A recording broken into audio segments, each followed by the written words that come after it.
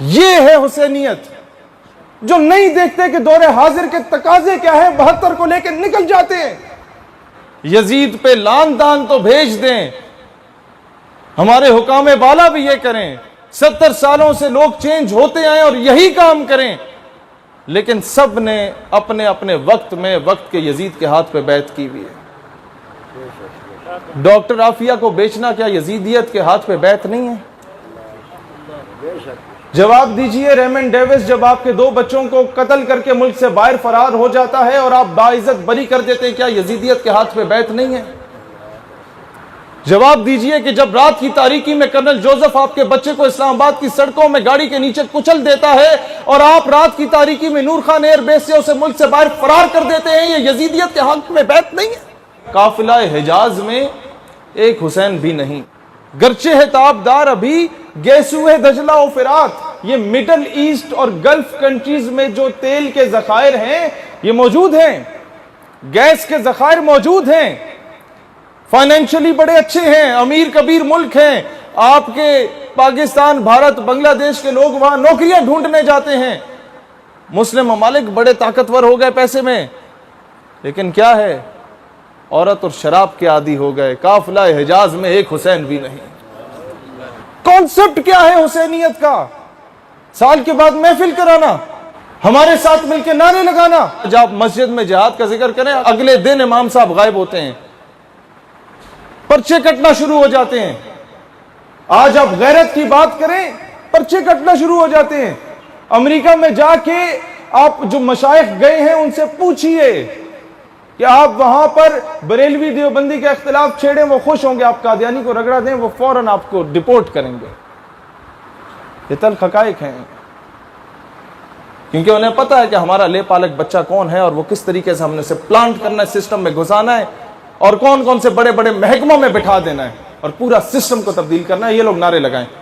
اور تیسرا، اغوانیوں کی غیرت دین کا ہے یہ علاج۔ میں کراچی میں گیا، میں ملا عبد الغنی کے علاقے میں جا کے دیکھا، میں نے وہاں کے علاقے کے پشتونوں سے خطاب کرتے ہوئے کہا، میں نے کہا اسی علاقے سے اسے اٹھا کے لے کے گئے تھے، داڑھی سے کھینچ کے گھسیٹ کے لے کے گئے تھے امریکہ میں۔ آج امریکہ اسی ملا عبد الغنی کے آگے ہاتھ جوڑ کے کھڑا ہوا ہے کہ یار امن مذاکرات کر لو ہمارے ساتھ۔ کیا ہے؟ اللہ کو پامردی ہے، مومن پہ بھروسہ، یہ حسینیت ہے۔ ابلیس کو یورپ کی مشینوں کا سہارا، کافر ہے تو شمشیر پہ کرتا ہے بھروسہ، مومن ہے تو بے تیغ بھی لڑتا ہے سپاہی۔ یہ ہے حسینیت کا کانسیپٹ۔ اور پھر اقبال بھی اسے کیا خوبصورت انداز میں بتاتا ہے کہ مرد درویش، مرد کلندر کی پہچان کیا ہے، کہ مرد حر محکم زورد لا تخف۔ کیا ڈیفرنس ہے مجھ میں اور اس میں؟ بحیثیت امت ہمارا کیا حال ہے اور مرد درویش اس مرد مجاہد کا کیا؟ ماں بمیداں سر بجیب او سر بکف۔ جب میں سر کو جیب میں لے کے پھر رہا ہوتا ہوں بچانے کے لیے کہ کوئی آگے گولی نہ مار دے، وہ سر بکف پھر رہا ہوتا ہے۔ کیا فرق ہے اس میں اور مجھ میں؟ عنایات کا، کہ ماں کلیسا دوست ماں مسجد فروش۔ میں سلیبیوں سے دوستی کر بیٹھا، میں نے مسجد اور ممبر کو بیچ دیا، میں نے محراب و ممبر کو بیچ دیا، میں نے اپنے ایمان کا سودا کر لیا۔ اور وہ مرد درویش اس کے ساتھ کیا ہو رہا ہے اس وقت جو میدان جہاد میں ہوتا ہے؟ ماں کلیسا دوست ماں مسجد فروش، اوز دست مصطفیٰ پیمانہ نوش۔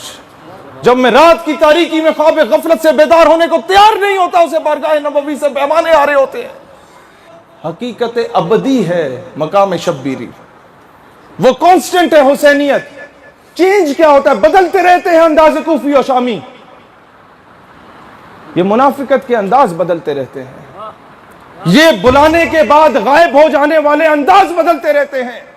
کہ بڑے بڑے لوگ بول رہے ہوتے ہیں کشمیر میں میدان کربلا برپا ہے، میں نے اس سے پوچھ لیا حکومتی نمائندے سے، میں نے کہا اچھا کشمیری حسینی ہے؟ کہتا ہاں۔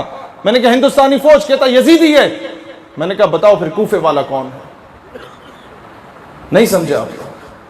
خاموش امت ہمیشہ کوفے کا کردار ادا کرتی ہے۔ دوستان ذی وقار، ہم لوگ جب تک گٹوں میں بیٹھے رہیں گے نا انگریزوں کے کتے لہنانے والوں کے، کشمیر کی بہن کے سر سے جو دوپٹہ کھینچا گیا وہ واپس نہیں آ سکتا۔